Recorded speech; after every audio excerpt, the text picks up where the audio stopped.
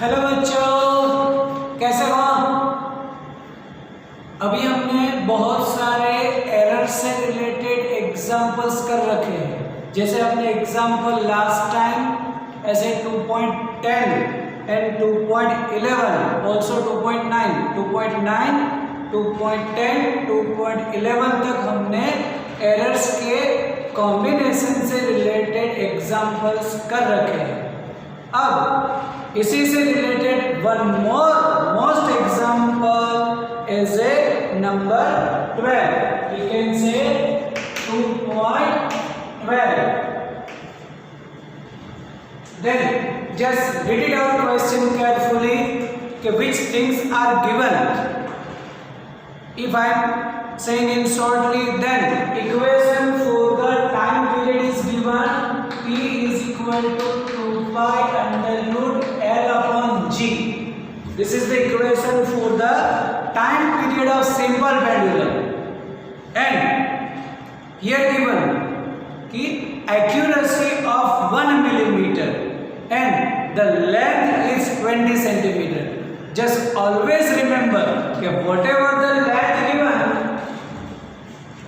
that always we will write as a L 20 centimeter. But whatever the accuracy of the length is given, that always written in terms of delta L. तो याद रखो कि जो भी हम ऐसे accuracy बोले या फिर ऐसे रिजोल्यूशन भी बोले कई बार, वो हम डेल्टा के टर्म्स में लिखेंगे. तो here given the length measured 20 centimeter with accuracy of 1 mm. That means delta L is 1 mm. Accuracy है वो always हम डेल्टा के टर्म्स में लिखेंगे. लेंथ की एक्यूरेसी डेल्टा L, टाइम की होगी तो डेल्टा T करेंगे, मास होगा तो डेल्टा M करेंगे. जिसकी एक्यूरेसी है उसको हम एज ए डेल्टा के टर्म्स में लिखेंगे. तो here length measured 20 centimetre with accuracy of 1 millimetre. That's why length की accuracy delta L is equal to 1 mm. अब दोनों की यूनिट सेम होनी चाहिए. Either 20 centimetre convert in millimetre, otherwise 1 millimetre into centimetre. Then just convert millimeter into centimeter. We can say 0.1 centimeter. Then time period of 100 oscillations are given as a 90 second with resolution of 1 second. देखो हमें यहाँ पर 100 oscillations का time दे रखा है. That means अगर हम बोले कि oscillations नंबर बोल देते n एज ए 100 और उसका जो भी हमें टाइम दे रखा है दैट इज 90 सेकंड. के time period for the 100 oscillation is 9 second with resolution of 1 second. मतलब जो वॉच है उसका रिजोल्यूशन है 1 सेकंड. तो यहाँ पर जो भी ऐसे रिजोल्यूशन मतलब हम लिखेंगे डेल्टा की टी के टर्म्स में, that is 1 second. टाइम का रिजोल्यूशन, टाइम की एक्यूरेसी बोले तो ऑलवेज डेल्टा के टर्म्स में, तो डेल्टा डी. लेंथ होगी देन डेल्टा एल. तो यहाँ पर time period for the 100 oscillation is 90 second with resolution of 1 second. मतलब delta T is 1 second. And ask about the value of G. मतलब G की वैल्यू में एक्यूरेसी कितनी होगी. The accuracy of measurement of G. अब जिसकी accuracy हमें चाहिए पहले इसको तो हमें सब्जेक्ट करना पड़ेगा. उससे रिलेटेड डेटा इतना गिवन है, ये जो है वो क्वेश्चन में ऑलरेडी गिवन है. अब हम ऐसा कर सकते हैं कि यही इक्वेशन को यूज करेगा 2 pi under root L upon G. हमें G को सब्जेक्ट करना है तो पहले तो रूट निकालना पड़े, तो बोल देंगे squaring on both the sides.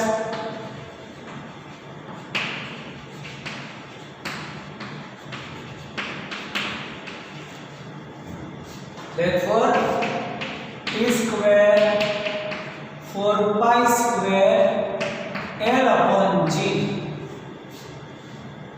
अब g को सब्जेक्ट कर दो, then g is equal to 4 pi square l upon t square।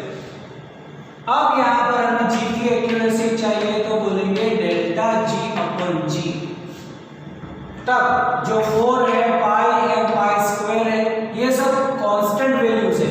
Constant value की एरर जीरो होती है, बिकॉज कांस्टेंट वैल्यू फिक्स होती है। फिक्स वैल्यू जो है उसमें कभी भी एरर नहीं आती।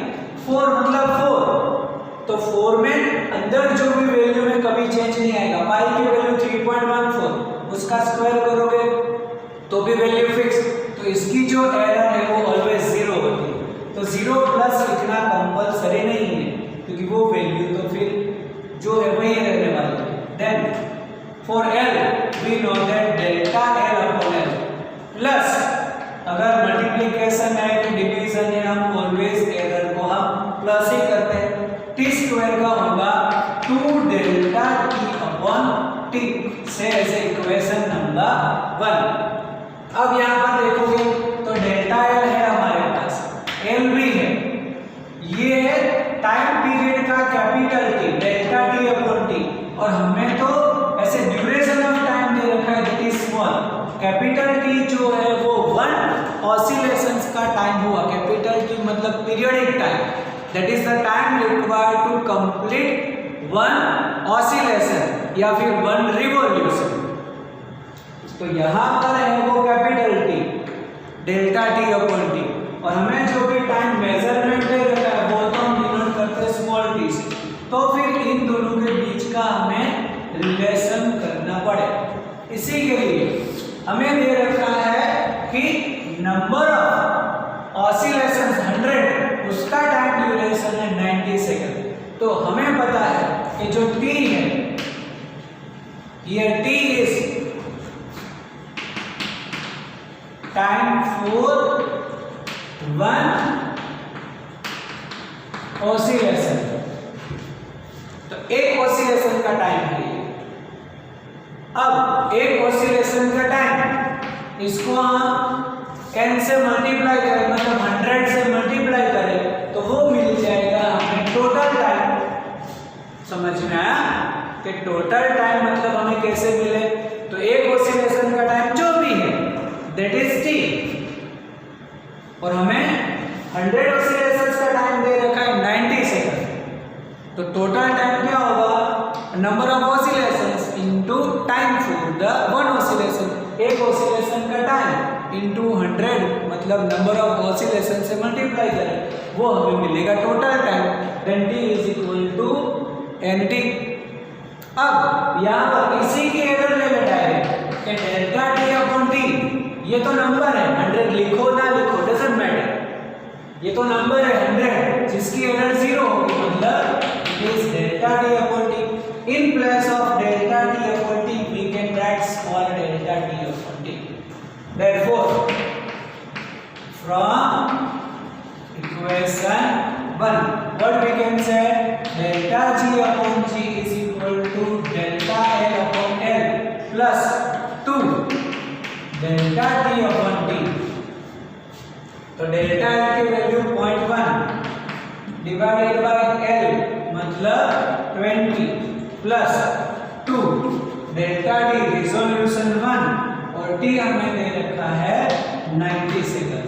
तब इसकी कैलकुलेशन करो, 0.1 डिवाइडेड बाय 20, तो 0.1 डिवाइडेड बाय अगर तुम 20 करो तो वो कुछ मिलेगा एज ए 0.5 या 0.05 प्लस 2 डिवाइडेड बाय 90, तो 2 डिवाइडेड बाय 90 करोगे तो कुछ मिलेगा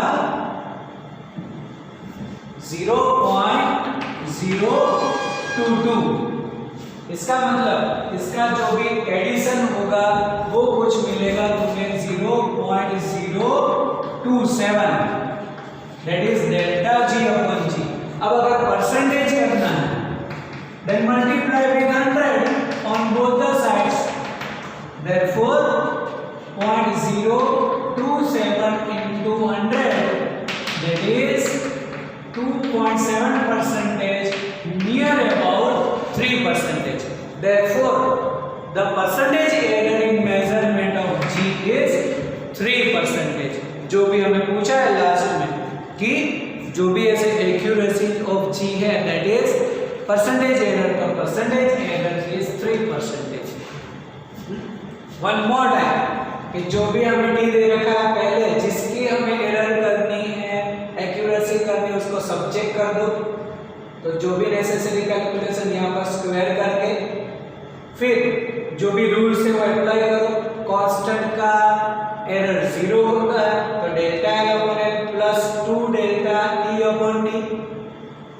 यहाँ पर ये कैपिटल टी टाइम पीरियड है, हमें गिवन टोटल टाइम है, तो उसका एक रिलेशन कि एक ऑसिलेशन का time into number of oscillation, this is the total time. तो उसकी एरर करेंगे, उसमें वैल्यूज रखो, नेसेसरी कैलकुलेशन करो, तुम्हें उसकी एक्यूरेसी मिल जाएगी। By the same way number 13, तो नंबर 13 जो है वो ऐसे सिग्निफिकेंट फिगर से रिलेटेड है। तब सिग्निफिकेंट फिगर्स हमने ऑलरेडी कर रखे हैं, उसके रूल्स भी कर रखे हैं। अब न्यूमेरिकल्स के अंदर उसको कैसे अप्लाई करें, तब यहाँ पर हमें कोई भी एक नंबर 13 जो है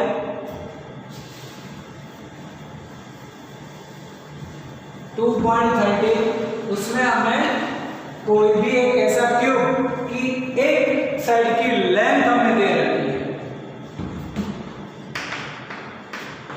The length of the side of the cube is 7.203 meter and ask about the total surface area and volume of this cube। तब अगर हम सोचे कि for the cube इसकी 6 साइड्स होती है और अगर हमें करना है टोटल सरफेस एरिया, तो एक का एरिया होता है एल स्क्वायर और 6 साइड है तो 6l स्क्वायर मतलब 6 इंटू 7.203 का स्क्वायर।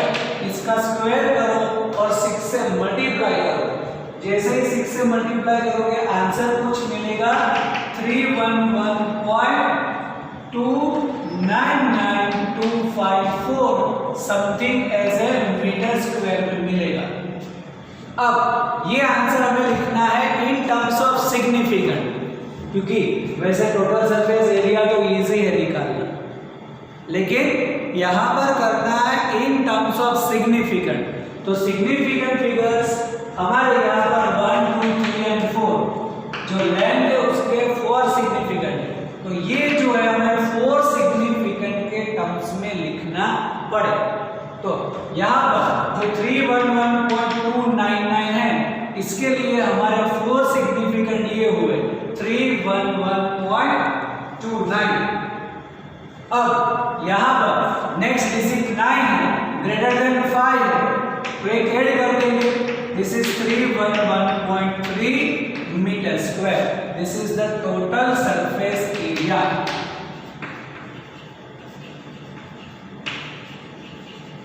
Of cube. तो जब भी ऐसे सिग्निफिकेंट के टर्म्स में पूछे हमें उसके मिनिमम नंबर जो है वो चूज करने हैं। तो यहाँ तो एक ही है हमारे पास, तो उसके सिग्निफिकेंट 4 है, तो जो आंसर है उसके 4 सिग्निफिकेंट में लिखेंगे। चलो इसी में हमें बोल रखा है कि वॉल्यूम, तो वॉल्यूम भी is equal to L cube, मतलब इसका क्यूब ले लो, 3 बार इसी को मल्टीप्लाई करो और वॉल्यूम कुछ मिलेगा तुम्हें 373.714 मीटर क्यूब।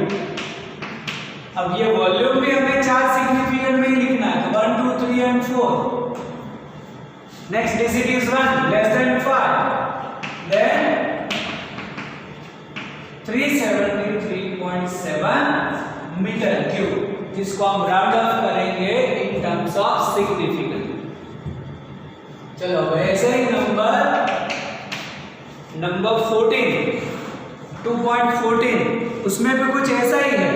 हमें सिग्निफिकेंट को कंसीडर करके डेंसिटी चाहिए। जो मास गिवन है वो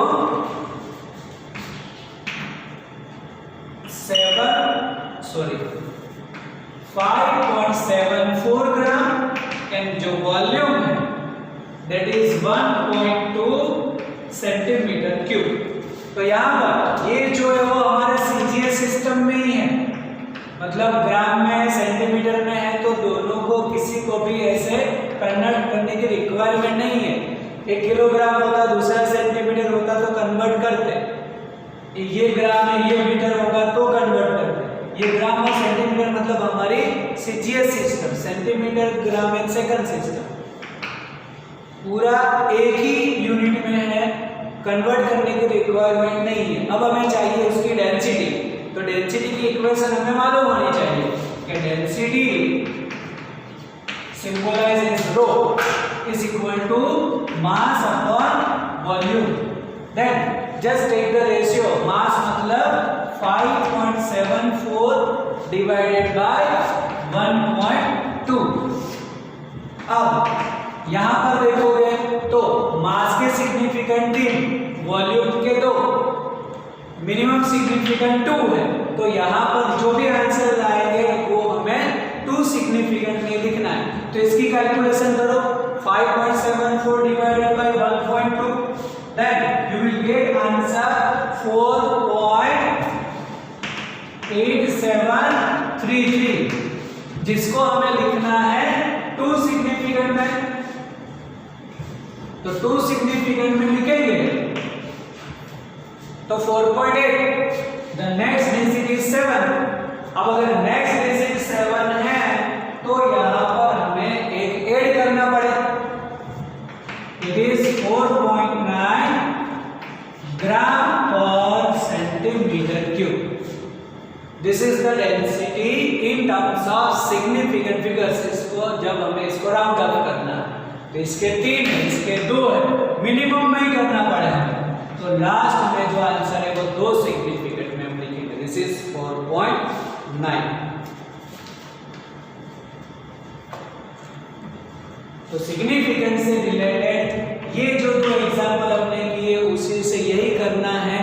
ऐसा पूछे कि round off in terms of significant, then just see the minimum number of significant, कि मिनिमम सिग्निफिकेंट किसके है वो अगर मिल जाए, मतलब हो गए उसके अंदर मिनिमम सिग्निफिकेंट के टर्म्स में उसमें आंसर लिखो। तो ये हमारा होगा 4.9।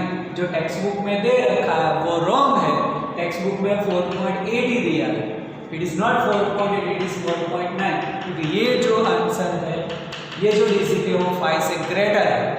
तो 5 से ग्रेटर है तो हमें एक ऐड करना ही पड़ेगा, दिस इज 4.9 ग्राम पर सेंटीमीटर क्यूब।